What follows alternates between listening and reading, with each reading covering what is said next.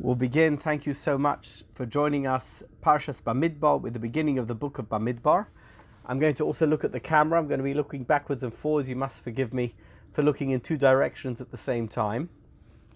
Today's shir is sponsored by Joanne Sachs and Tuvia Gans in memory of Joanne's mother, Sarah Chaya Bas Arya HaKohen Aleha Shalom.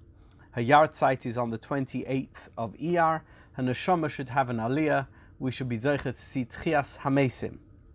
So I want to, before we begin Bamidbar, by the way, what does Bamidbar mean? It means desert, right? In the desert, in the wilderness. I want to read you three extracts that I have from modern literature with regard to deserts.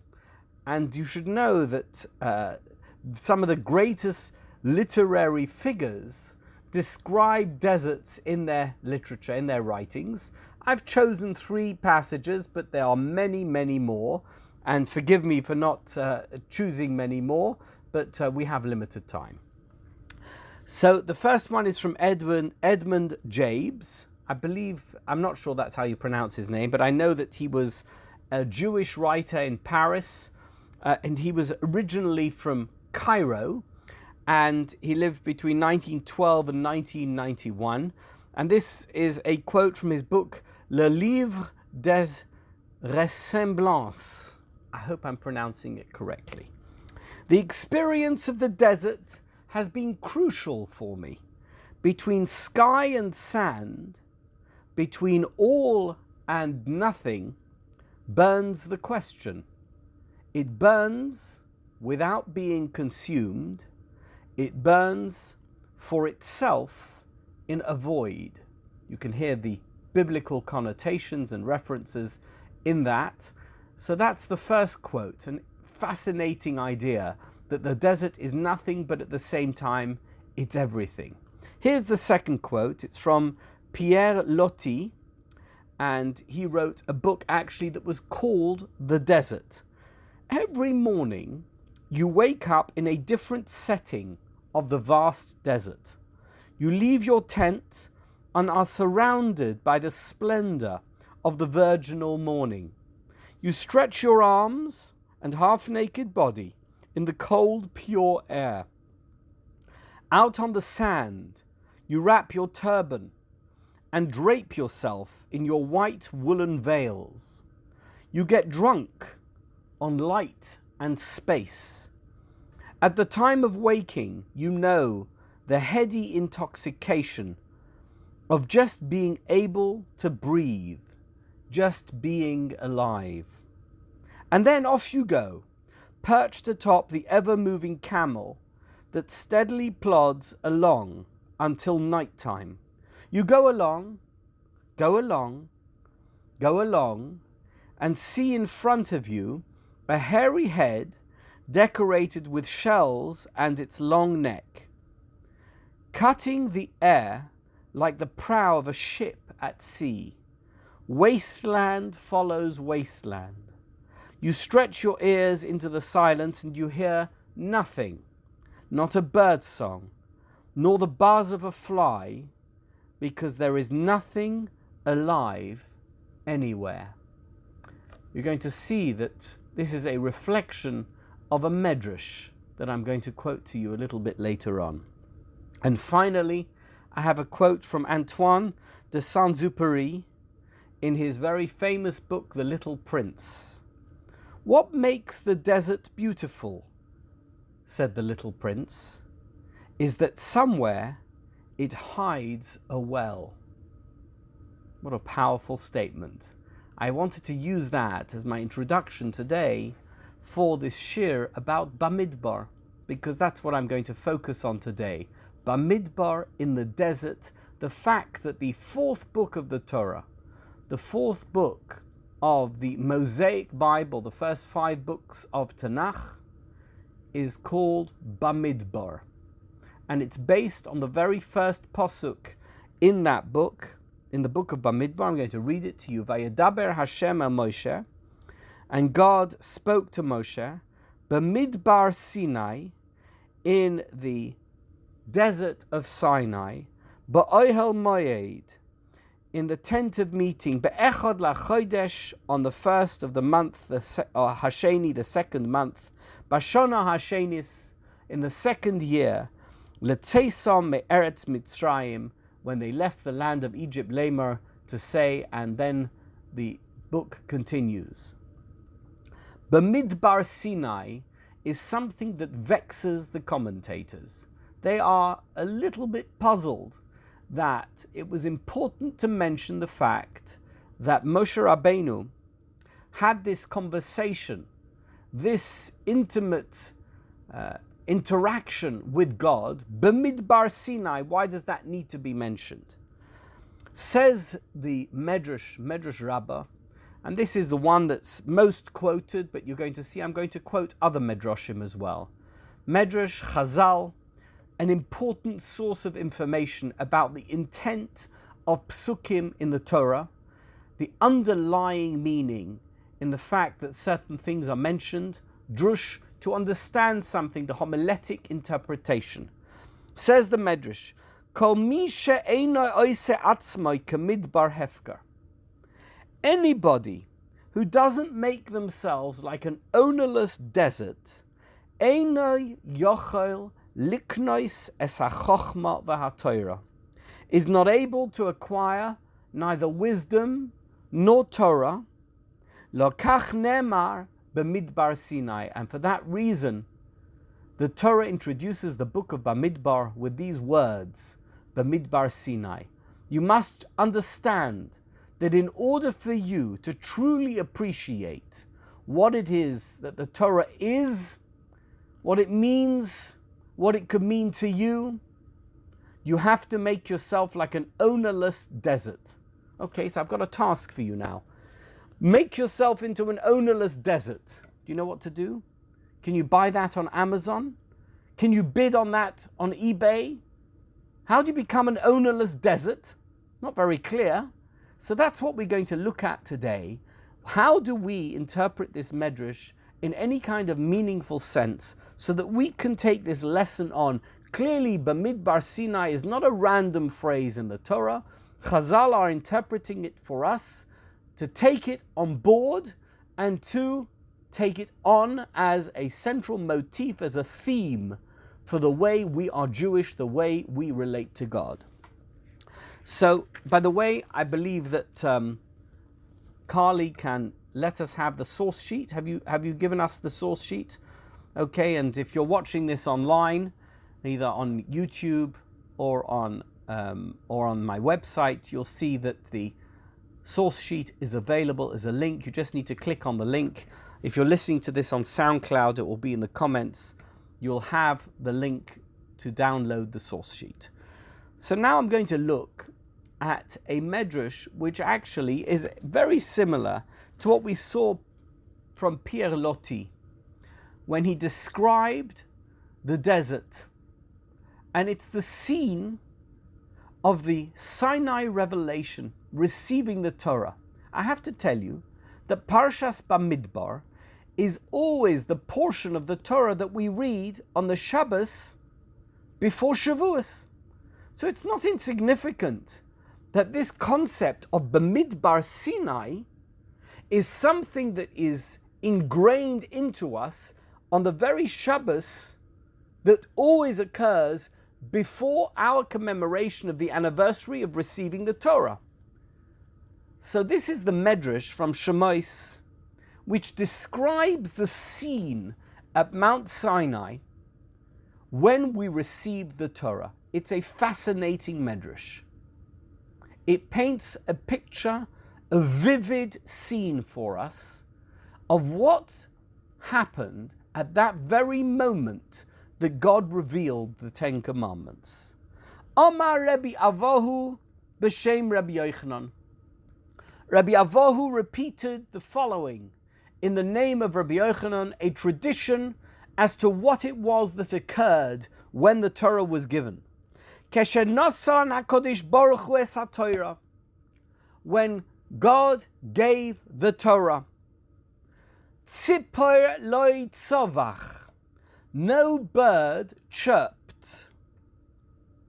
Oif lo parach, no fowl fluttered with its wings.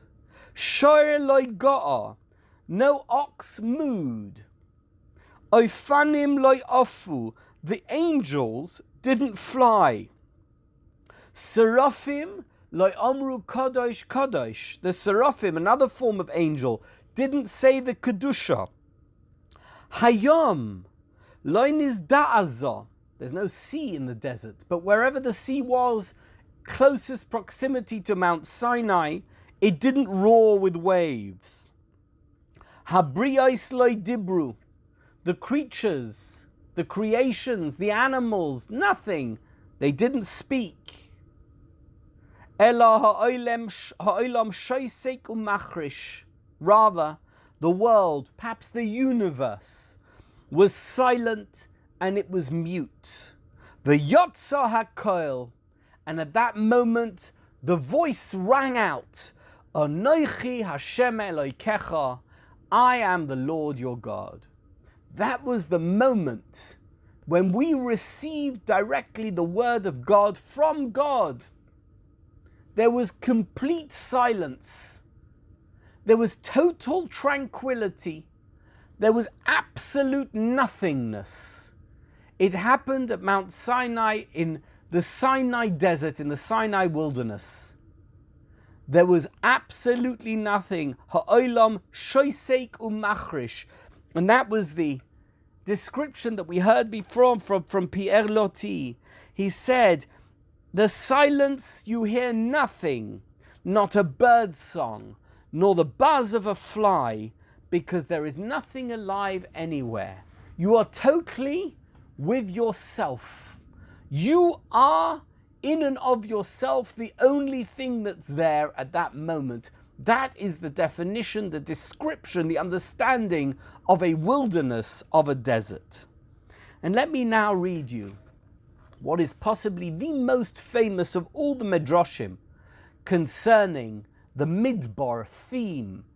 And that's the one which we're going to look into in greater detail, because I really want to understand it together with you, to see if we can take this on board, understand what it means to be Bamidbar Sinai, wherever you are. You may be in Los Angeles, Beverly Hills, New York, London, Yerushalayim, wherever you are. When it comes to Shavuos, and perhaps at any point in one's life, we have to be able to be Bamidbar Sinai. What does that mean? Says the Midrash Bamidbar Rabbah, Vayedaber Hashem el Moshe Bamidbar Sinai. Lama Bamidbar Sinai. Why exactly does the Torah need to tell us that this conversation, this interaction between Moshe and God took place in the desert of Sinai? Mikan shonu chachomim begimul dvarim nitnot haTorah. As a result of this allusion, this reference to Bamidbar Sinai, the rabbis, the sages of the Talmud, of the Midrash, understood that with three things the Torah was given. Be'esh, with fire, uvemayim, with water, ubamidbar, and with a desert. Be'esh minayin, how do we know that the Torah was given with fire? Because it says, V'har Sinai oshan kuloi mipnei asher yorad olav Hashem ba'esh. The entire Mount Sinai was ablaze because God descended in fire. So there was this concept of fire, of a raging fire. Fire, by the way, is something which connotes passion, meaningful involvement. The Torah, when it was given with meaningful involvement from God's standpoint, and with meaningful involvement from those who received it from the Jewish nation, who screamed and yelled at the top of their lungs, Na'aseh v'nishma, with fire, bo'esh, uvemayim minayin. How do we know that the Torah was given with water? Shenemar, gam shomayim notofu, gam ovim notfu moyim. It says, and this is a posuk, it's in Shoftim, Perek Hey, posuk Dalet. The heavens dripped and the clouds dripped with water at Sinai. At the very same moment as this fire was raging, there was the tranquility of water.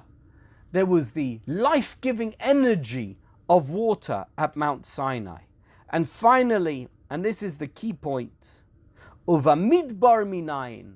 How do we know that the Torah was given at the Midbar and that this is such a central and important theme of the giving of the Torah?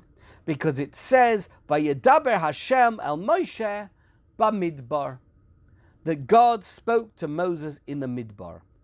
V'lama nitna begimul dvarim halalu. So now that we've come up with this wonderful idea that the Torah depends on these three fundamental elements, fire, water, and desert, we need to understand, says the Midrash, why is that the case? Eloma elu chinam l'chol b'ei ha'olam. Just as these three things are free for anybody who walks the face of the earth, kol divrei Torah chinam heim, so too any words of Torah are free to those who wish to acquire it. If you want to acquire water, you can go and find somewhere. There's water for nothing. You don't need to pay the water bill. You could go to a river, you could find a well, and you could get water. Similarly, fire, you don't need to pay for fire. You've got a box of matches, you could use it, you don't use it. If you strike the match, the fire is nothing, and that fire could last forever. Fire doesn't cost anything. And a midbar, the vastness of a wilderness, that's something that you don't need to pay for. Nobody wants it. You can go into the Sahara Desert, and that could be yours. You could live there, never see anybody for the rest of your life. It's free. So too, says this fascinating Midrash, the Torah is free at the point of entry. You find it, it's yours. It belongs to you. The acquisition of the Torah costs nothing to those who wish to acquire it. Says the Midrash, Davar Acher, and now we have another explanation as to why these three things are crucial for the acquisition of Torah, and the Torah was given with them. Vayedaber Hashem al Moshe b'midbar Sinai, elo kol mi she'eino oiseh atzmoi kamidbar. Somebody who doesn't make himself like a midbar hefka, the Midrash I quoted earlier, eino yochel liknois es ha'chochma v'ha'torah, cannot acquire Torah and cannot acquire chochma. Lokach nema b'midbar Sinai, and for that reason it says b'midbar Sinai. So now we're going to look at the Sfas Emes. The Sfas Emes on two occasions address this particular Midrash and try to make sense of this idea that it's so important, it's so crucial to treat the Torah like a midbar, like a wilderness. The first piece is as follows. B'Midrash it says, Torah shenitna b'midbar, ma'elu chinam l'chol ba'olam kach divrei Torah. So the first part of the Midrash tells you that the same way as we're talking about a midbar, that the midbar is free to anyone who comes to it, so too divrei Torah. The words of Torah are free. They are available to anybody who wants them. There's no charge. Dover acher, the Midrash says, Kol mi she'eino oiseh atzmai hefker kamidbar. Somebody who doesn't know, if you don't make yourself hefker, ownerless, like a midbar, eino yochel liknois haTorah v'hamitzvos, you cannot possibly acquire the Torah. Says the Sfas Emes, v'lich'oira shnaim elu hapirushim soisrim zeh. It would appear that if you put these two explanations alongside each other, they contradict each other. On the one hand, it's free. You can acquire it if you want it. On the other hand, if you don't make yourself like a midbar, you can't acquire it. So which is it? Is it free and it makes no difference? Or do you need to make yourself like a midbar in order to acquire it? Is that the currency that you need to pay? That's the question that the Sfas Emes asks, to which he answers as follows. Ochein vadai Torah chinam.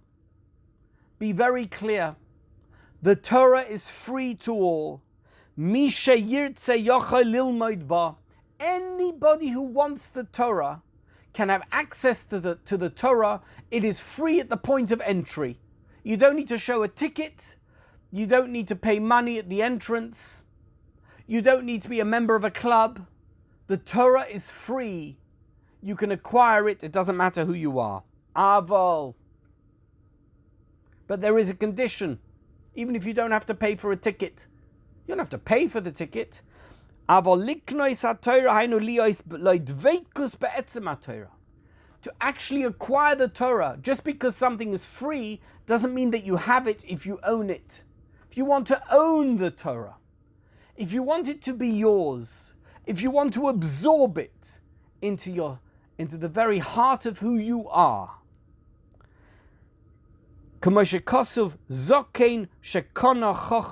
As it says, an elderly person, a wise person who acquires, who has managed to obtain Torah. What does that mean? Zokein shekona chochma, hainu sheyesh lechochma dira v'kan beliboy.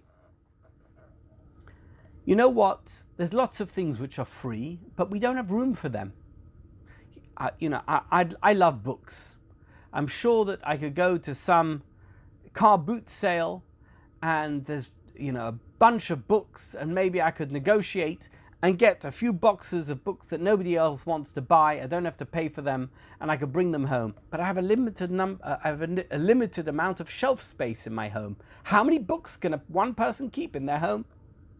How much can you keep? How much can you have? How much can you own? The only way that you can own stuff that takes up room is if you have room for the stuff that takes up room. Just because something is readily available, just because something is obtainable, just because you can acquire something with great ease, doesn't mean that you can have it. Because if you don't have any place to put it, what's the point of having it in the first place? Do you know something, says the Midrash? This is the Sfas Emes explanation. Do you know something? Torah is free at the point of entry. But do you have room on your bookshelves to put the Torah inside? Do you have space for Torah in your heart? Do you have space for Torah inside of you? That's something else completely. How do you make space for Torah? The only way that there can be space for Torah inside of you is if you make yourself like an ownerless Bamidbar, that it doesn't matter how much Torah there is, that there will always be space for it. You will create that space. That is a second stage. Stage number one is free at the point of entry. No cost, no charge, no club membership. But stage number two is that you have got to want that Torah inside you. Many years ago, I mentioned it this week in an interview I gave. Many years ago, I heard the first speech that was given by Chief Rabbi Lord Jonathan Sachs. When he became the Chief Rabbi in 1991, his Kol Nidre speech at St. John's Wood Synagogue. And he said as follows, I will never forget it. He began the speech as follows.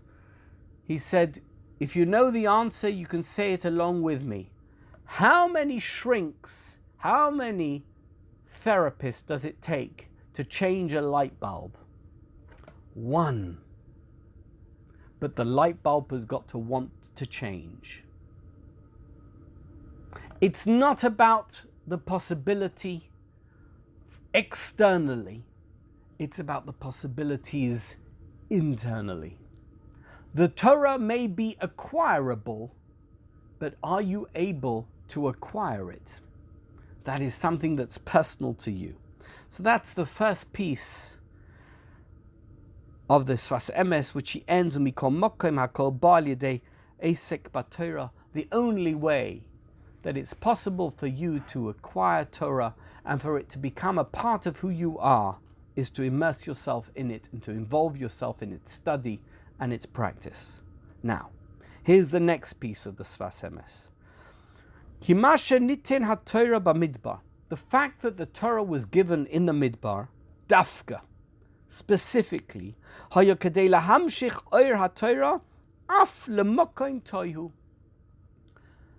was so that the Torah could be perpetuated even in a place that is dark, empty, void. That is what a Midbar is. We heard it before in those incredible descriptions. But then the little prince said, what makes a desert beautiful is that somewhere it hides a well. The possibility of Torah in a place which is totally devoid of anything else is an incredible chidush in a way. It's a novelty, and yet there it is. Ki ha-Torah hu chiyus hakoil. Because Torah is that which enlivens everything. As the Chazal said, Shekoidem ha-Torah haya beis alofim toihu. Before the Torah was given, there were 2,000 levels of voidness, whatever that may mean. I don't understand what it means, but what it means is there was complete and utter nothingness. V'HaKadosh Baruch Hu meir al yedei ha-Torah l'chol mekoymos ha'afelim. And by introducing the Torah into the world, God lit up all of those dark and dreadful places. That is the power of the Torah that can light up places that you would imagine could never be lit up. Umidbar hu beli tziur. And a midbar is a place that has no definition, no contours, nothing, it's nothingness. And in as much as a person is willing to accept upon himself some form of whatever it is, he can merit the Torah that is indeed that which enlivens your innermost parts. Shall kol davar, of everything, not just of you, but of everything. Vuhu hatsura, and that is ultimately the image. How are you? What are you? How do you project yourself? Your image is a reflection of the Torah that can be inside you. V'gam midbar. What is midbar? Midbar, the word midbar is miloshoin dibur. You know that classical Hebrew has a lot of crossover between the roots of words. The word midbar, which means desert, has as its root the letters dalad, base, resh, and that is dibur, speaking. V'hanhoga, k'mo shekosuv b'mokam acher, as is written in another place, pirish aseres hadibros. What does it mean, aseres hadibros? What do we call the Ten Commandments, the Decalogue? We don't call them Ten Commandments, we call them aseres hadibros. What does hadibros mean? Sayings, speakings. The 10 speakings of God. Dibros, you getting the connection here? Dibros, midbar, lios, nidbar, hakoil. You should speak out everything al pi mitzvahs Hashem Yisbarach, according to the commandments of Hashem. Aseres hadibros, which are the very essence of everything else that is contained in the Torah, both bichsav and sheba'al peh. The Aseres hadibros, which is the essence of God's Torah, are called dibros, which have a connection, a literary connection, through the root of the word to the word midbar, which means desert. V'chein ha'odom tzarich lios bote lozeh, lios nimshach achar hanagosa yisbarach. A person has to completely push aside all of those other things in his life, become a midbar so that he can absorb that which God wants him to absorb. God's hanhaga, his character, his behavior, his everything about him, his characteristics, that which he does. How can we reflect him? We can't reflect him if we take on board everything else in the world.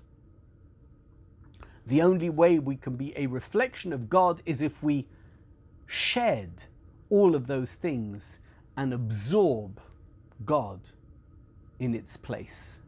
Aseres Hadibros are taking the place of the Midbar. V'hu hachana lekabolas haTorah. And this, in and of itself, is the true preparation for receiving the Torah. Hayira v'hapachad leida she'ein lo chiyus.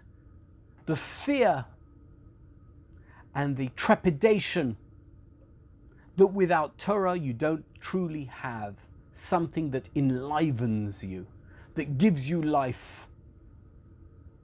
And all of those other things that you think are so important and are so crucial to who you are, put them to the side, marginalize them, and focus on the Torah. That is the concept of making yourself, as the Midrash says, Kol mi she'eino oiseh atzmo kamidbar hefker, eino yochel liknos es hachochma v'haTorah. Unless you are a true midbar hefker, you'll never really be able to acquire chochma and Torah. I want to read you a fascinating Gemara in Sanhedrin. Does anyone here know about Yoav? Do you know who Yoav was? Joab? Yoav was the head of the army. He was the 5-star general underneath David HaMelech. David HaMelech was the commander-in-chief, but directly under him was Yoav. Yoav was the general who commanded the military, who took care of all the military campaigns for David HaMelech. Unfortunately, towards the end of David HaMelech's life, he really and truly let David HaMelech down. First of all, David HaMelech told him, King David said, don't kill Avshalom. Chase after him, make sure he's no longer a threat, but don't kill him. And when Yoav saw Avshalom, whose hair had got caught in the tree, he killed him. He defied a direct order from David HaMelech. But David HaMelech didn't do anything. At that stage, he did nothing. Then, right at the end of David HaMelech's life, there was a battle for succession between Adonijah, who was one of the children of David HaMelech, and Shlomo, who was David HaMelech's designated successor. That's who he wanted to take over from him, and eventually that's what happened. Shlomo HaMelech took over. When David HaMelech, King David, was on his deathbed, he called Shlomo HaMelech and he said, you must execute Yoav. I couldn't do it, for whatever reason, but you've got to do it. And that's what happened. David HaMelech died, and Shlomo HaMelech chased after Yoav, who tried to seek sanctuary in the temple. It didn't work, and he was killed. And the Pasuk says, the Pasuk in Melachim says, Vayikover beveisoi Bamidbar. He was buried in his house in the desert. Yoav was buried in his house in the desert. Very strange expression. So the Gemara wants to understand, why was Yoav buried in the desert? Otu beisoi midbarhu? Was his house a desert? What are you talking about? He must have lived in Yerushalayim. What do you mean he was buried in the desert? Omar Rav Yehuda Omar Rav. So Rav Yehuda says he heard in the name of Rav, Kamidbar. It was like a midbar, his house. His house was an incredible home. Ma midbar mufkar lechoil, af beisoi shel Yoav mufkar lechoil. Just as a midbar is free for anybody, anybody can roam in and out of there as much as they want and no one's going to ask you any questions. Yoav was a very hospitable and wonderful person. He may have betrayed David HaMelech, but as a host, his home was open to all. I think that this is a beautiful idea. The Torah is a midbar, and you have to make yourself like a midbar hefker. Yoav, even somebody who is criticized in Tanakh and died as a result of his actions, is praised for having made his home kamidbar hefker. His bein adam lechaveroi was superlative. No person was ever refused entry to his home. He considered every single person who walked into his home as his personal guest and treated them with respect and with love and with affection. And he took care of them.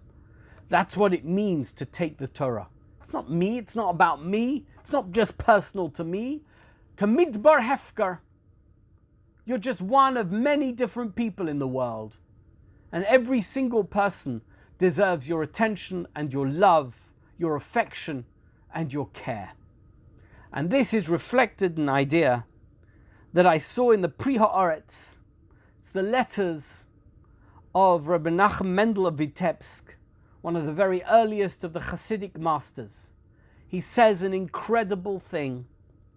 Ein haTorah miskayemes. The Torah cannot stand, it cannot last. Elo b'mishe meisim atzmoi kamidbar. Except for somebody who makes himself like a midbar. What does that mean?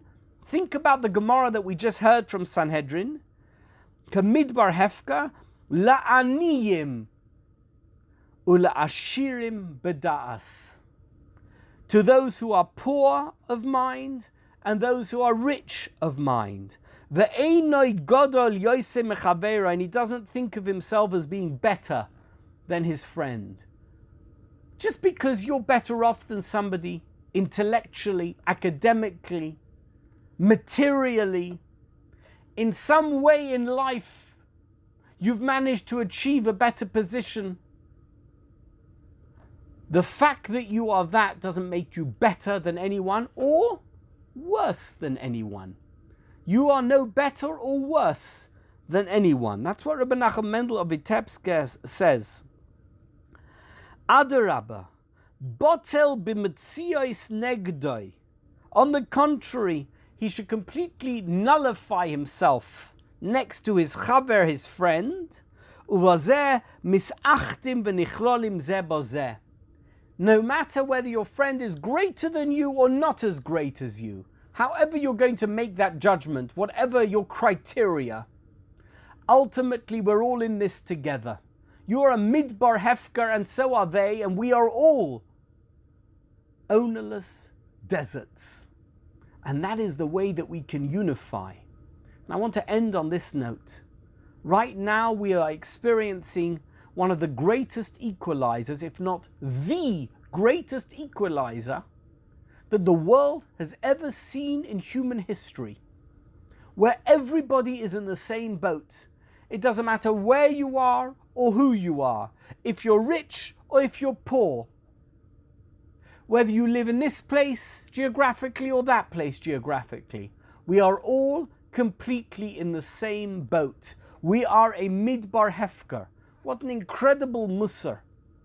This is the moment when we can realize that the only true value that we can have in our lives, the only true meaning that we can have in our lives is liknois Torah v'chochma, to acquire Torah and chochma. Everything else ultimately is meaningless in a situation where there's no difference who you are, where you are, or what you are. And with that, we'll leave it. And thank you so much for joining me.